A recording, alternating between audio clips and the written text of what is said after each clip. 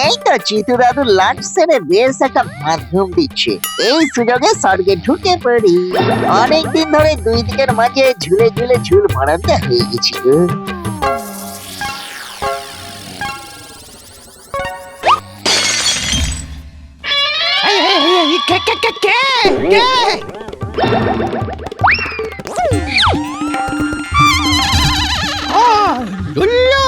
তুই আবার স্বর্গে ঢোকার চেষ্টা করছিস? ওকে ধরে একদম ভূষণ্ডের মাঠ পার করে দিয়ে আয় তো। ওরে বাবারে বাবারে বাবারে, আমি আর আসবো না, আমাকে ছেড়ে দাও চিতু দাদু। ওরে বাবারে, ছেড়ে দাও প্লিজ। ওরে বাবারে, হেইয়ো মারে হেইয়ো।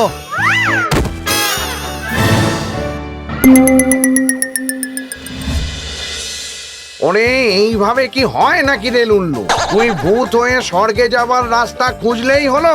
সব কিছুর তো একটা নিয়ম কানুন আছে নাকি?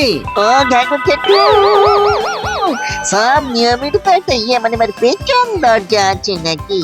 মানে অফিস কাছারিতে যেভাবে টেবিলের তলা দিয়ে এভাবে ছুড়ে দিল আমায়। সে তুই ঠিকই বলেছিস, সব নিয়মেরই একটা পিছনের রাস্তা আছে, কিন্তু সেটা জানে পণ্ডিত ভুজঙ্গধর চট্টারক গোলদার। এই চটপটি গোল আলুর নাম মনে রাখতে হলেই তো আমি চিটপটাং হয়ে যাব। মনে রাখতেই হবে লুল্লু, কারণ উনি তোকে স্বর্গে যাবার রাস্তা বলে দিতে পারবেন। কিন্তু খেগো জেঠু, এই ভুজঙ্গ নাকি সে থাকে কোথায়? সেটা আমি লুল্লুকে বলে দিচ্ছি, কিন্তু তাকে রাজি করাতে হলে লুল্লুকেই যা করার করতে হবে। হ্যাঁ, একটা কথা বলে রাখি লুল্লু, এই পণ্ডিত ভুজঙ্গধর চট্টারক গোলদার প্রেততত্ত্বের ভয়ানক পণ্ডিত আর ভয়ঙ্কর অলস। গায়ে আগুন লেগে গেলেও উনি সরে শোবেন না। প্রবলেম জেঠু, তার ঠিকানাটা বলো দেখি, স্বর্গে যাওয়ার রাস্তাটা বের করি।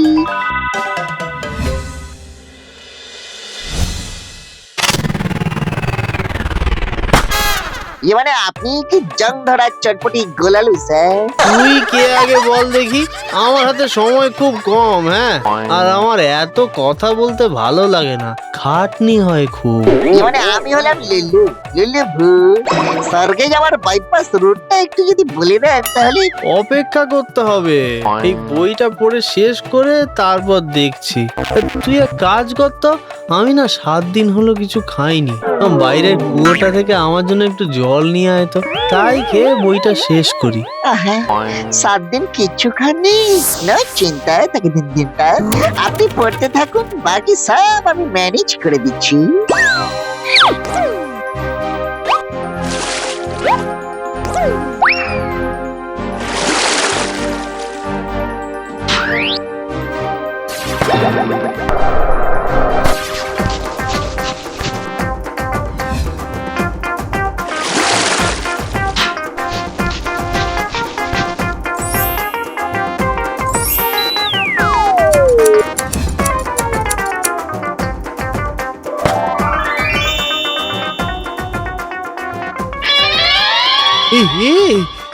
এটা কে?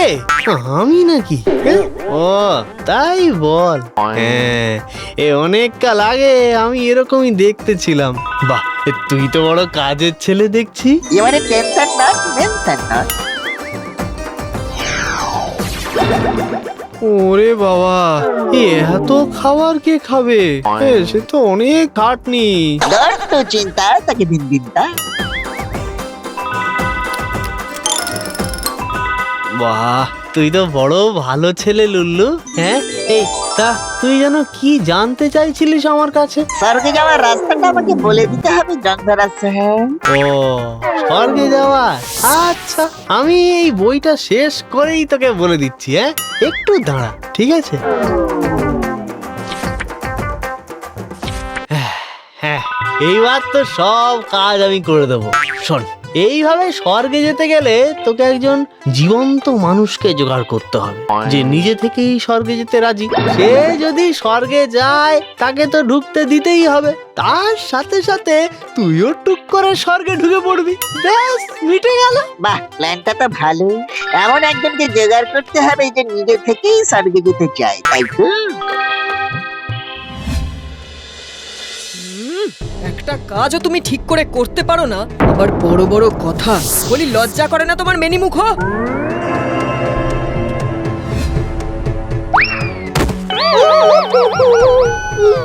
এইভাবে ঘরের জিনিস কেউ ছুঁড়ে মারে? বেশ করেছি।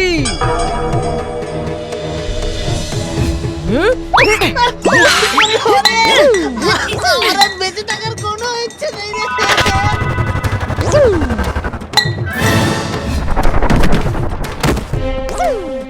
না, একজনকে নিয়ে ভরসা নেই। যদি শেষ মুহূর্তে বেঁকে বসে, আরো অন্তত দুজনকে জোগাড় করতে হবে। মানে তুমি আমাকে রিজেক্ট করছো কেন? কি নেই আমার মধ্যে? না মানে তুমি না একটু বেশি ভালো। আমি আসলে একটু খারাপ ছেলে চেয়েছিলাম। আরে এটা আবার বলার কি আছে? তুমি তো জানো আমি ভোর 5:30টায় বাড়িতে ঢুকি। আমার চেয়ে খারাপ ছেলে আর কে আছে টুসু? আমি না আসলে তোমাকে পরীক্ষা করছিলাম, জানো তো। আমি ভালো ছেলেই খুঁজছিলাম। আরে এটা আবার কোনো সমস্যা হলো? আমি ভোর 5:30টায় বাড়িতে ঢুকি কেন? মন্দির থেকে পুজো দিয়ে বাড়িতে ঢুকি কুসু। এই তো এসে গেলে।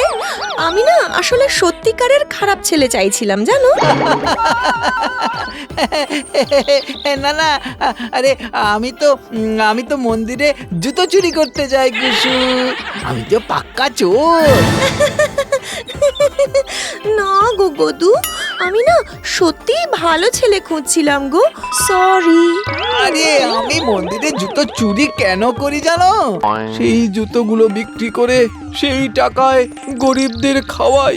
সে ঠিক আছে, কিন্তু আমি আবার একদম পছন্দ করি না, জানো তো গদু। ও আমি আর পারছি না। আমি মরে গেলেই তোমার শান্তি, তাই তো?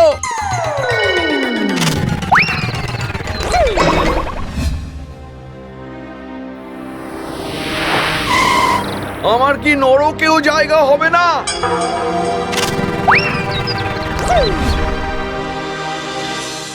বেশ, আমাদের স্বর্গেই যেতে হবে তাহলে। তাই ভালো, এখানে থেকেও তো আমাদের কোনো লাভ হচ্ছিল না। আমারও কোনো আপত্তি নেই। হ্যাঁ, কিন্তু সবই তো বুঝলাম। আচ্ছা, আমরা যাব কিভাবে বলো তো? বাসে নাকি ট্রেনে? আমরা যাবো পেলে করে।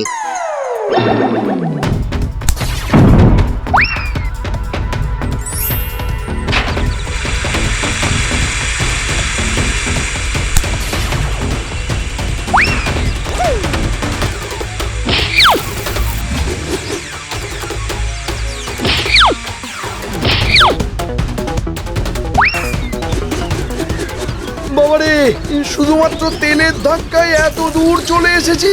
আরে বাবা, তেলের কি কম জোর নাকি? তেল দিয়ে মানুষ সব কিছু করতে পারে।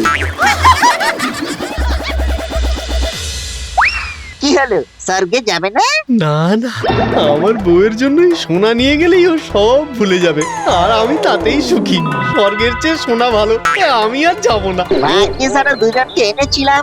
ঠিক আছে, কি আর করা যাবে। টাটা।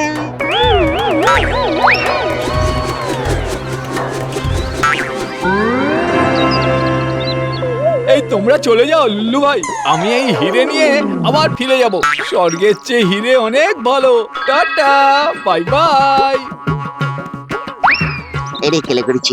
ও ভাই, তুমি যাবে তো নাকি? হ্যাঁ, আমি যখন কথা দিয়েছি আমি ঠিক যাব। আমি স্বর্গে যেতে চাই।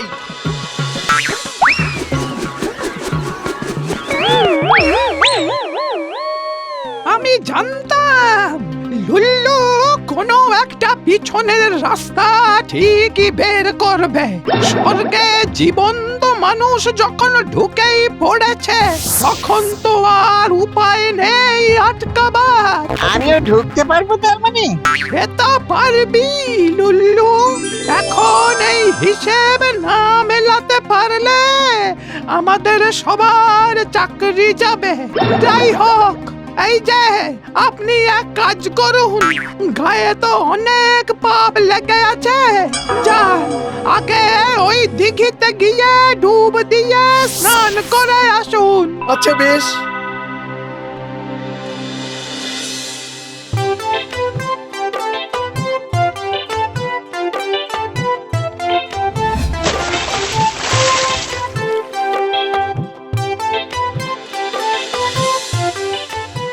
আচ্ছা, এই দিঘিতে স্নান করে কি লাভ হলো? কি আবার হবে, আপনি অমর হয়ে গেলেন। মানে আমার নাম তো জগবন্ধু, অমর তো আমার বাবার নাম। সেই অমর না, আপনার আর মৃত্যু বলে কিছু থাকলো না। তা স্বর্গে কি আপনাকে ডবল বেডরুম দেব না? কিছুই লাগবে না স্যার, আমি তো আর স্বর্গে যাব না। মানে কেন যাবেন না? আরে বাবা, অমর যখন হয়েই গেছি তাহলে আর স্বর্গে গিয়ে কি হবে? আমি না হয় পৃথিবীতেই থাকবো, আর ফেরার সময় সোনা আর হিরে নিয়ে বাড়ি যাব। সোনা, হিরে আর অমরত্ব স্বর্গের চেয়ে অনেক ভালো। আরে বাবারে বাবা, আমার তো আর স্বর্গে যাওয়া হলো না। হবে না রে লুল্লু, মানুষের লোভ মানুষকে স্বর্গ থেকে দূরে ঠেলে দেবে বারবার।